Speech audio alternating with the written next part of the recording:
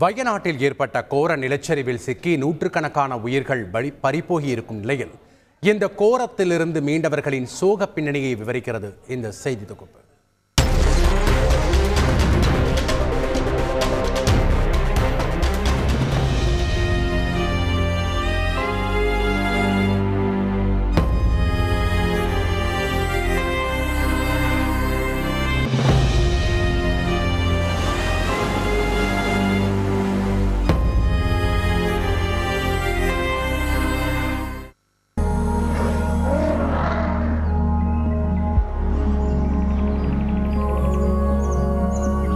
சொர்க்க பூமியாக கண்களுக்கு விருந்து படைக்கும் வயநாடு இயற்கையின் கோரத்தாண்டவத்தால் சேரும் சகதியுமாய் இரத்த களரியுமாய் உருக்குலைந்து காட்சியளிக்கிறது.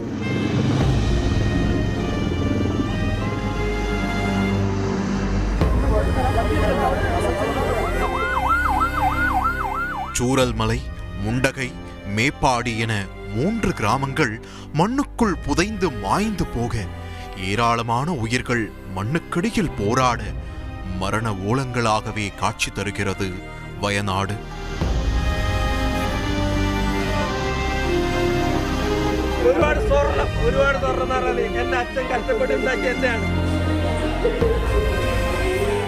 இயற்கையின் இரக்கமற்ற இந்த பேரிடரால் நூற்றுக்கணக்கான உயிர்கள் பறிபோயுள்ளன. இன்னும் சிலரின் கதி என்ன ஆனது என்றே தெரியவில்லை. இந்த கொடூரச் சூழலில் இருந்து தப்பி பிழைத்தவர்கள் உறவுகளை இழந்துவிட்டோம் என கண்ணீர் விடுவதா அல்லது உயிர் பிழைத்தோமே என மனம் தேற்றிக் கொள்வதா என அறியாமல் ஸ்தம்பித்து போயுள்ளனர்.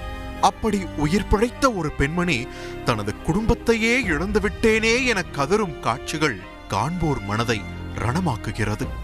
എന്റെ മോനും എന്റെ പേരക്കുട്ടികളും ഒക്കെ പോയി, വെള്ളത്തിൽ പോയി.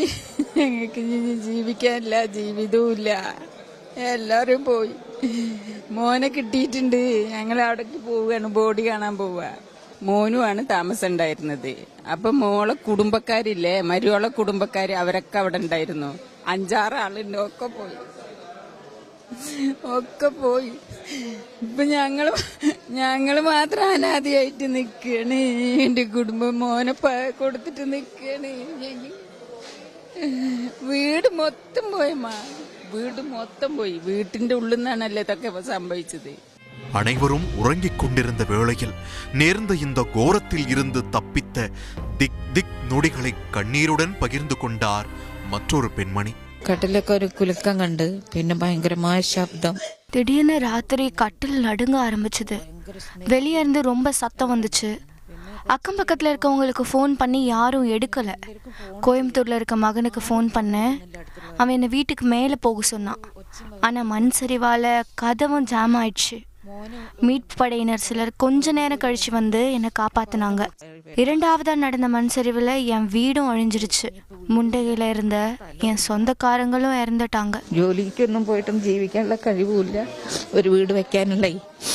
இப்படி உறவுகள், உடைமைகள், இருப்பிடம் என அனைத்தையும் இழந்து மக்கள் தவித்து வர தனது நண்பர்கள் பலர் நிலச்சரிவில் சிக்கி உயிரிழந்து விட்டதாக ஒருவர் கண்ணீர் வடிக்கும் காட்சி വയനാട്ടിൽ നിലവും കൊടൂരச் സൂഴலை കൺമുൻ കാട്ടിയത്.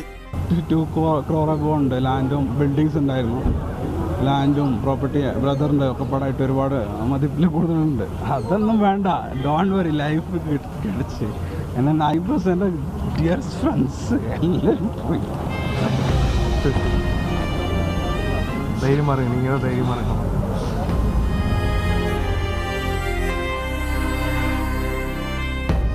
நிலச்சரிவில் இருந்து தப்பியவர்கள் அதன் அதிர்ச்சியில் இருந்து மீள முடியாத நிலையில் அவர்களுக்கு உயர் இரத்த அழுத்தம், தலைவலி போன்ற உடல்நிலை பாதிப்புகளும் ஏற்பட்டுள்ளதாக கூறுகிறார் நிவாரண முகாமில் இருக்கும் மருத்துவர். പിന്നെ രാവിലെ ആയപ്പം നമ്മളിവിടെ അടുത്ത് തന്നെ, തൊട്ടടുത്ത് തന്നെയാണ് ഹോസ്പിറ്റലിൽ.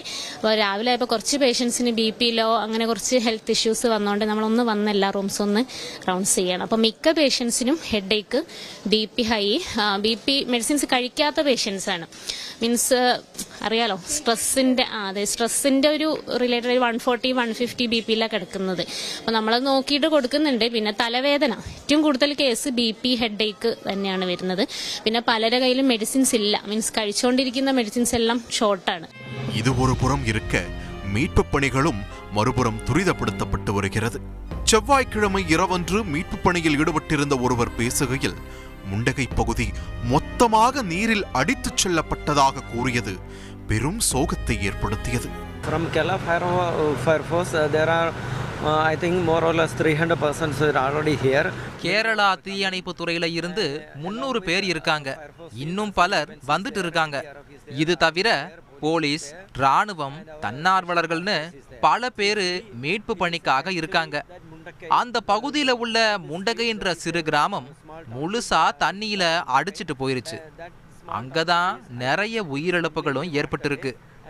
முண்டகை பகுதியில இருந்து மக்களை மீட்க போதிய போக்குவரத்து வசதி இல்லாததால தற்காலிகமா ஒரு சின்ன பாலத்தை அமைச்சு 800 பேரை இதுவரை மீட்டிருக்கோம். Then we rescued more or less 800 persons from that Mundakai side.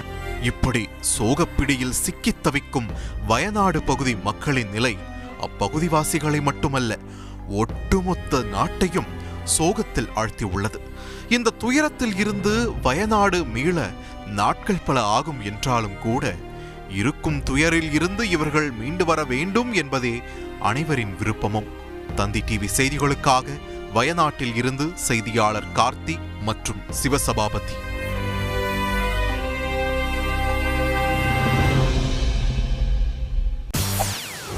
செய்திகளை உடனுக்குடன் தெரிந்து கொள்ள உடனே சப்ஸ்கிரைப் பண்ணுங்க.